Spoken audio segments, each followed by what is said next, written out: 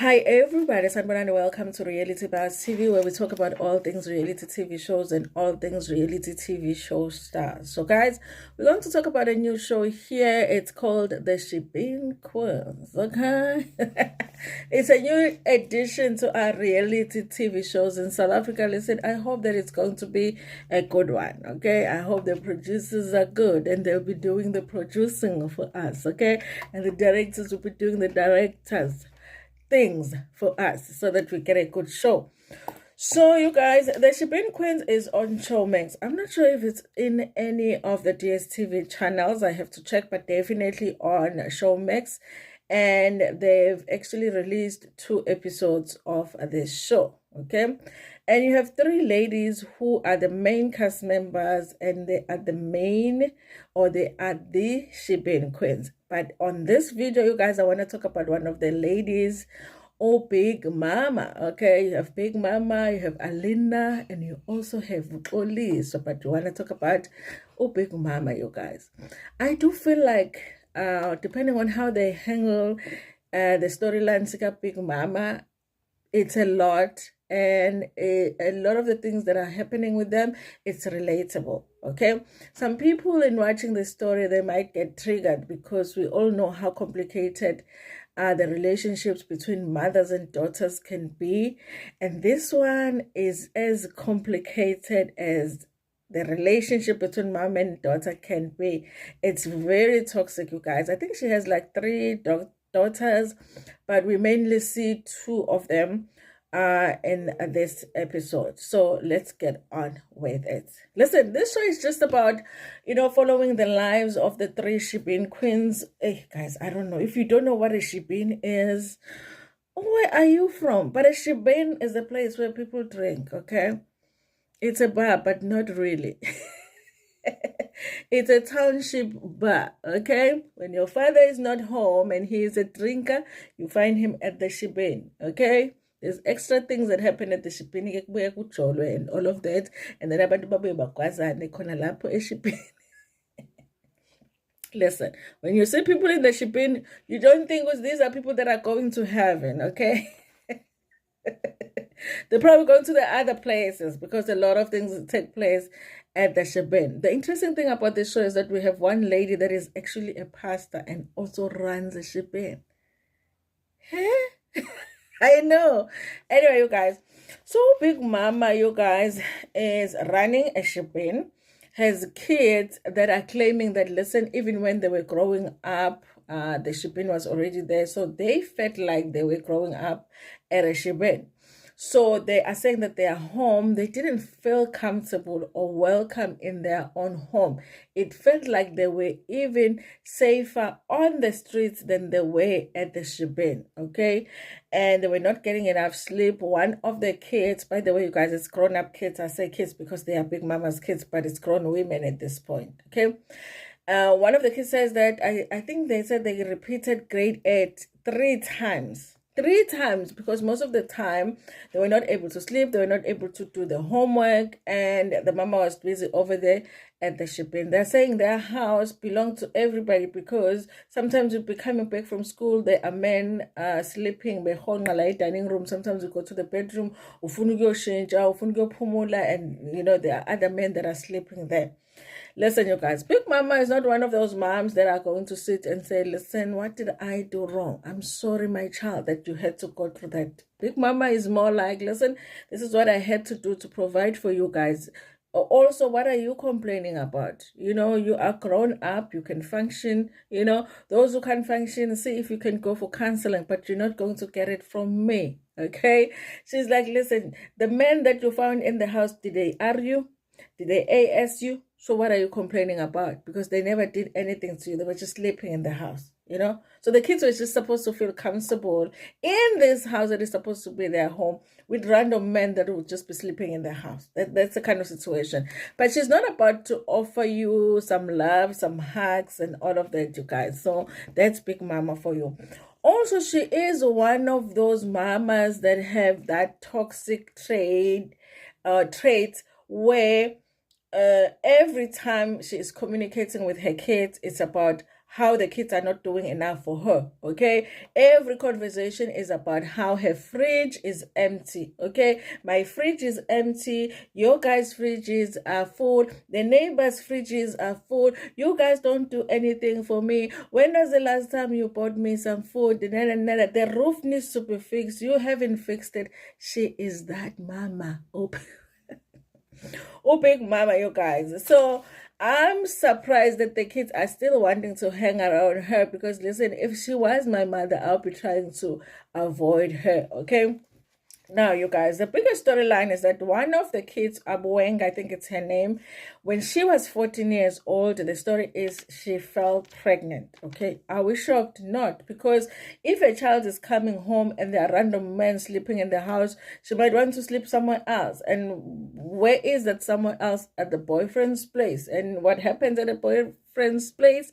They fall pregnant. Okay, so she had a baby at 14 years old. Okay, after she had a baby, there's an accident that happened at some point at the shipping. Okay, somebody ran over the child with the car and the child passed away. Okay, so now she is grown now, but she's still dealing with that because nobody ever checked on her to see if she was okay. And actually, the child took her last breath in her arms. Okay. Now, she says her mother has never asked her about that incident, has never asked her about how she feels about it. Whereas Big Mama said that she did tell her that, you know what, if you're not coping with this, see if you can go for counseling.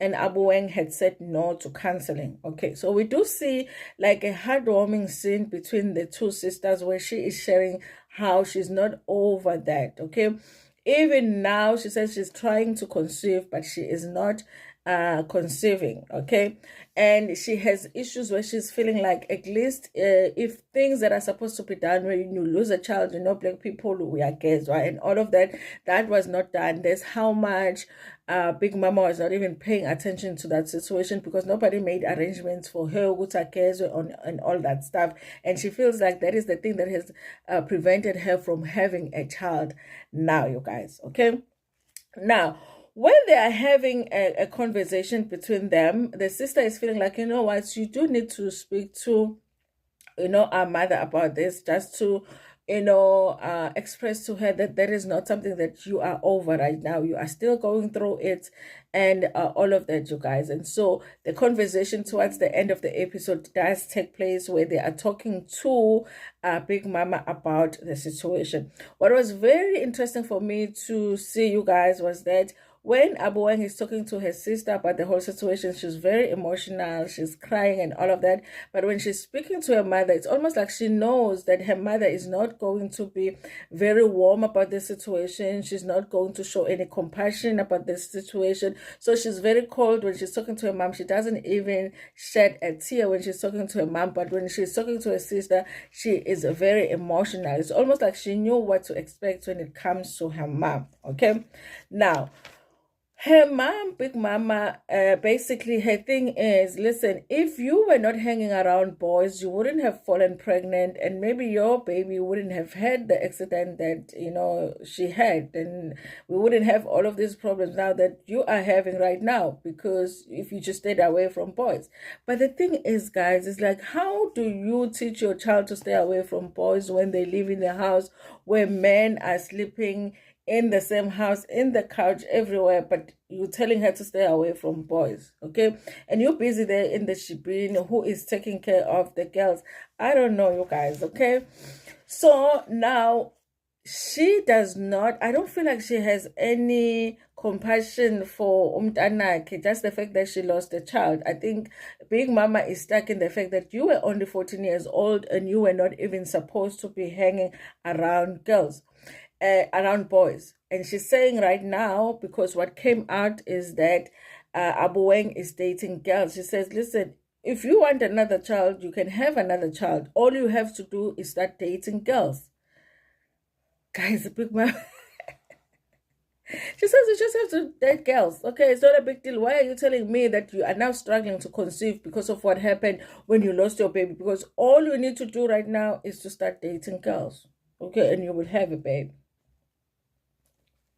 Listen, you guys.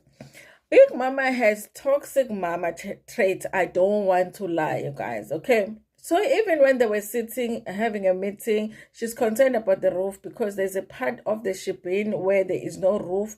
I don't know if it was blown off by the wind or whatever, but she wants the girls to contribute to fix the roof. And she's saying to them, "Bugani nje i-roof yami." You know, but they are trying to talk about things that they are dealing with in life. She's like, listen, you can't be coming here talking to me about whatever when my roof is like this. Have you guys even called me and asked me if you can contribute to fix the roof? Yes, a shipping. So the shipping is like her main concern, but the kids are trying to talk to her about like serious things, like the fact that there is a child that was lost over here that you don't talk about. Okay.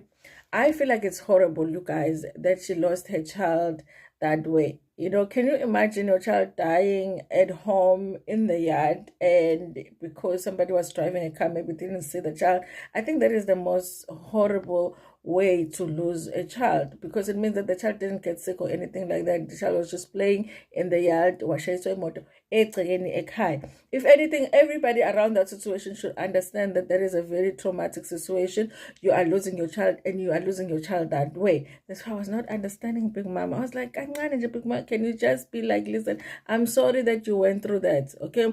Or, what do you need, okay? Just give her a hug or something. She was not willing to show any warmth, or any understanding when it comes to that situation. I was shocked by it, but part of me was not so shocked because I know sometimes our parents are just like that. Sometimes our parents feel like, listen, you are grown, you are a functioning adult, there is enough for me. Okay, that's what I was trying to do. I was trying to make sure that you get to adulthood as a functioning human being. You can take care of yourself. Anything that happened to you as a child, see if you can find a counselor and deal with it. But I'm not about to deal with it. All I want is my fridge to be full because that's all Big Mama is concerned about because the fridge is not full. Okay. She complained so much, you guys. One of her daughters was saying that day they were having a meeting where she had called them to talk about the roof. She says it was her payday. She said on payday, Big Mama calls her at 6 a.m. in the morning. Guys, do you know how stressful it is to get a phone call in the morning when somebody's asking you for money? I don't care who it is. I don't care if it's your children. I don't care if it's your mama. I don't care if it's your cousin. Just don't call somebody on their payday because it's a very stressful day. You're trying to figure out, okay, what am I going to pay? What bill can I look at like this and pay it next month? That kind of a situation. So if you ask somebody for money on payday, it's a very stressful thing. But that's what Big Mama is saying, okay? So she has complained. She says that the kids are not taking care of her. Her fridge is empty. They put in the roof. They are supposed to fix the roof. I feel like the only conversation she's willing to have with her kids is how much money they're going to give to her and when are they going to give that money to her. That's it. Anything else, anything about your childhood or whatever, she's not willing to have that conversation. And it's a thing. I don't know how many times she said, you don't do anything for me. You don't do anything for me. I think she's one of those parents that even if you bought her heaven and earth, she will still find something to say, you did not do this for me. So it looks like they have a very challenging relationship with their mother, but they are still there nonetheless. Because even when she was speaking about the roof and they were saying they don't feel like they should be fixing the roof, but at some point we see them going to a store there to do a quotation to see what they can buy so that they can fix the roof. So I feel like they are trying, but their mom is just not having it. Okay. She also has a boyfriend, Big Mama. She says, one day this guy came at the shipping and she was like, listen, I can fix this one. She was like, I can build it. I can be Bob the Builder on this one. And the boyfriend does look a little bit young, you guys. And I'm guessing that we are going to be seeing some things between the two of them. That dynamic is going to be nice also to watch on TV. Listen, you guys. I don't know what's going to happen with this story, but I do feel like the big thing is going to be the relationship between her and her daughters, okay? I don't know if she expected that because they were doing the show, they were just going to come on camera and just praise her as this wonderful mother, because she does not want to talk about serious things. But I think that the daughters were like, listen, this is an opportunity for us to actually address some things with our mother while the cameras are around, and she won't do anything, she won't kill us, okay? Because sometimes when you look at Big Mama, you're like, hey, I'm scared of this mama. That's how she has that look. She has a don't mess with me look, okay? So listen, we are still going to be watching the show, and Big Mama is going to be stressing us, I know for sure, and Big Mama is going to be triggering for some people, but I think that this is going to be a very good story to watch because it's going to be relatable for so many people. It has those elements of a parent that is not satisfied no matter what you do for them. It has that element of a parent showing favoritism to one child because they feel like they contribute more to the home. It has an element of a mom that does not want to deal with things that happened in their child's childhood, just because they just don't want to deal with it. Okay. Anyway, you guys, I will be watching the show. Definitely, Big Mama is going to be one of those stories that I'm going to be interested in watching. Anyway, you guys, like I said, the show is on Showmax. You can go watch it over there. But if you're just lazy to watch these shows, there's no need because I'm going to come back here and tell you all about it, okay? Thank you so much for watching this video. Tell me what you thought about this cast member, Big Mama, and her kids and the dynamics that they are giving us on this show. Also, like the video before, you're going to share it with your friends, with your family, and even with strangers. Tanda. Cool.